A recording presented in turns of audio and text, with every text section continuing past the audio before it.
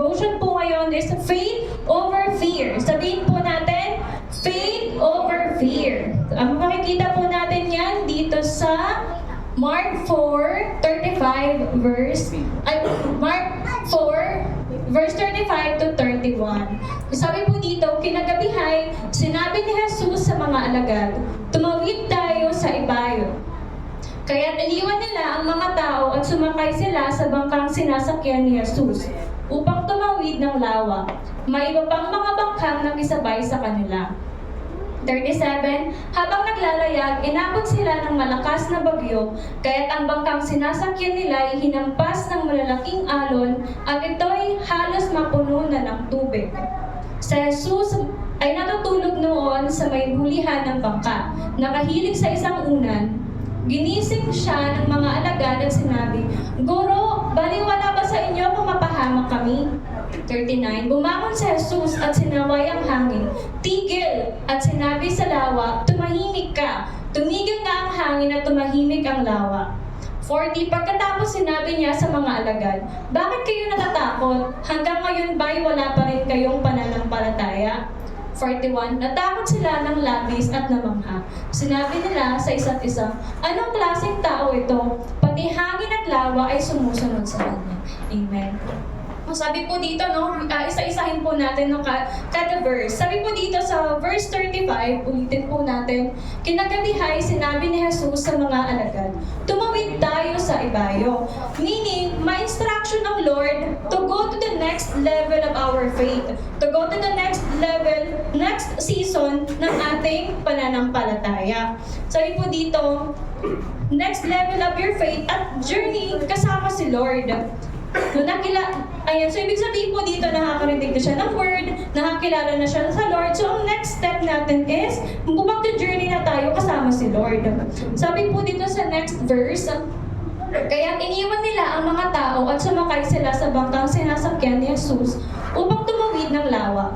May iba pang mga bangka ang nakisabay sa kanila. So sa ating pagsama sa Lord, meron talaga tayong iiwan dito sa mundong ito. Ano ba yung mga iiwan natin? Yung mga samang pag-uugali, yung maling relasyon, ayan yun po yung mga iiwan natin. So ang mga tao, it represent the world. So sinasabi po dito, kaya iniwan nila ang mga tao at sumakay sila sa bangka, sinasakyan ni Jesus. So ang mga tao, it represents the world.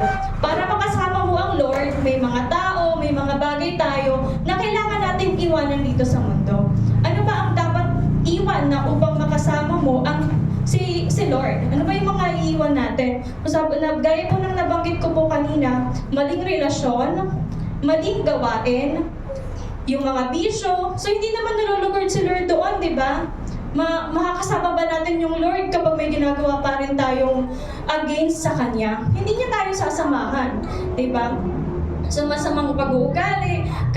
Kaya anong sabi ng Panginoon? Pumunta tayo sa kabilang ibayo. Kasi hindi naman talaga tayo taga dito sa sanlibutan. Amen. Nag-journey tayo. Dahil naglalakbay lang tayo dito, ang ating tunay na tahanan ay sa langit. No? Kasi hindi tayo makakapag-start ng journey papuntang new heaven and earth kung hindi natin iiwan ang sanlibutan. So, next verse po, 37, habang naglalayag, inabot sila ng malakas na bagyo, kaya't ang bangkang sinasakyan nila hinambas ng malalaking alon at ito'y halos mapuno na ng tubig. Sabi po dito, bakit? 37. Ayan, so habang nag-journey tayo, hindi tayo exempted sa mga problema kahit na Christian tayo. No? Sabi po dito, no, makakaranas ka ng matitinding pagsubok. Sabi po dito, hinampas ng malalaking alon. So meron mo talaga mga problema na mararanasan natin habang nag-journey tayo. No, hindi naman pinangako ng Lord na hindi tayo magkakaroon ng problema kapag nakasama natin siya. Ang pinangako ng Lord, He will be with us. Ayun yung pangako ng Lord sa atin. Ayan, so mga pangamba, yun yung mga mararanasan, temptation, at mga atake ng kaaway. Sabi po sa next verse, si Jesus ay natutulog noon sa may hulihan ng bangka, nakahilig sa isang unan. Ginising siya ng mga alagad at sinabi, Guro, baliwala ba sa inyo kung mapahamak kami? Bakit kaya nakatulog ang Lord? Sa tingin natin, bakit po kaya? Kasi meaning, hindi natin siya kinakausap, kaya siya matulog. No? Kasi kung sa atin, no, kung hindi, kunwari sa isang mag-asawa, ganyan, kung busy kayo sa isa't isa, na nag-uusap kayo, wala nang, hindi makakatulog yung isa, or hindi na magkakaroon ng time yung isa na gawin ang mga maling bagay, no? Kasi kung meron kayong communication na kayo mismong dalawa.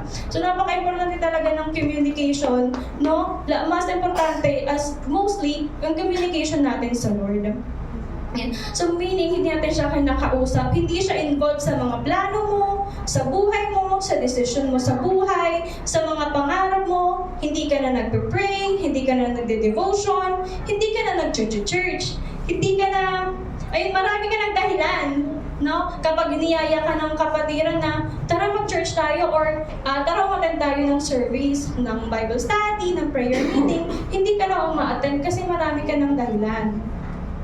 So, meaning, hindi talaga priority sa Lord sa buhay natin. Ayan. And sabi po dito, no, may mga tinatago na ayaw malaman ng church. Ayan, kasi kapag sinisig mo yung Lord, no, may mga na-open talagang door na ayaw mong i-open. No, kapag hindi mo talaga pina-open yan sa Lord at nagtatago ka, hindi talaga makakalaya.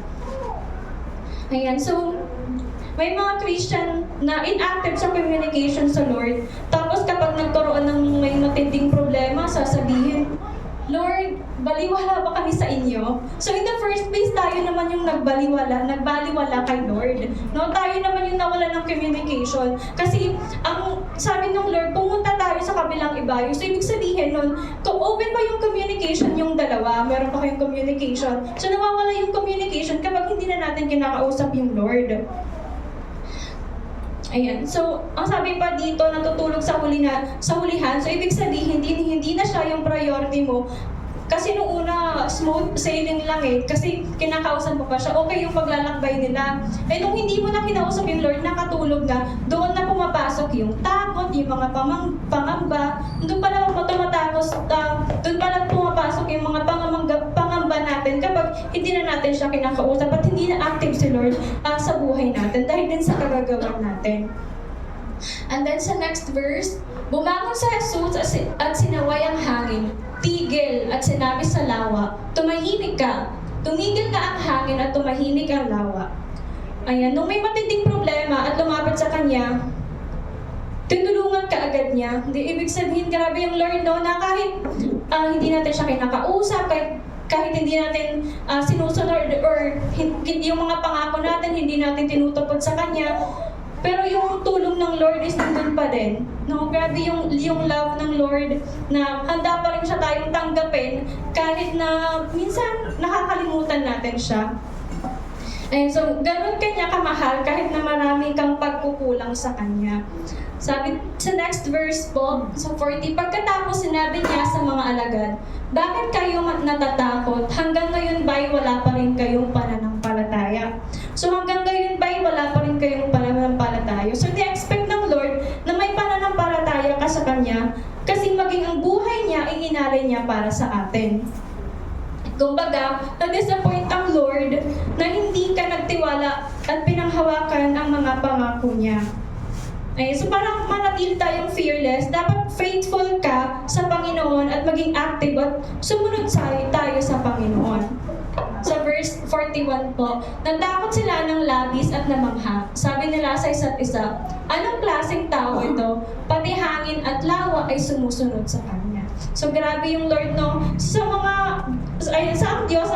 ang Diyos ang may kapangyarihan patigilin o solusyonan ang anumang bagyo ng ating buhay. Siya lamang. Akala natin matutulungan tayo ng tao. Yes, it might be, no, yung band-aid solution, pero yung talagang solution is na kay Lord talaga. Akala natin natulungan tayo ng tao, pero pansamantala lang pala. So si Lord hindi siya nabibigay ng pansamantalang solusyon. So ayan, tungkol patigilan ng solusyon ng mga bagyo sa buhay, yung ating financial problem, siya yung magbibigay talaga sa atin ng solusyon. So sa sakit at karamdaman, siya lamang talaga yung sagot. Amen. So naalala ko po dito, no, that Jesus walked in the water. Wala po yun dyan. Sa Matthew 14, 22 to 32. Sabi po dito, ayun, sa 28, sinabi ni Pedro, Panginoon, kung talaga ikaw nga yan, papuntahin mo ako dyan sa kinaroroonan mo sa ibabaw ng tubig. Sumagot siya, halika. Mula sa bangka ay lumakad si Pedro sa ibabaw ng tubig pamunta kay Jesus. Ngunit nang mapansin niya na malakas ang hangin, siya'y natakot at nagsimulang lumubog. Panginoon, sagipin ninyo ako, sigaw niya. Agad siyang hinawakan ni Jesus, bakit ka nag-aalinlangan? Napakaliit ng iyong pananampalataya. Pagkasakay nila ng bangka, tumigil ang hangin at sinambahan siya ng mga nasa bangka. Tunay nga kung kayo ang anak ng Diyos. So, tulad po din ng ating binasa, no, si Peter, ang focus niya nasa Lord ng una. No, kasi nakalakad siya sa tubig. Tapos nang dumating na yung mga problema, suliranin, yung mga sakit at karamdaman, nawala siya sa focus. No? Kapag pala nawawala tayo sa focus, doon pumapasok yung ating takot. No, na dapat nating iwasan. At paano pa natin na iiwasan yan sa pamamagitan ng prayer, devotion, constant communication sa Lord. Ayan, so ayun po yung isang magiging susi para talagang tayo maging fearless, yung instant communication natin kay Lord.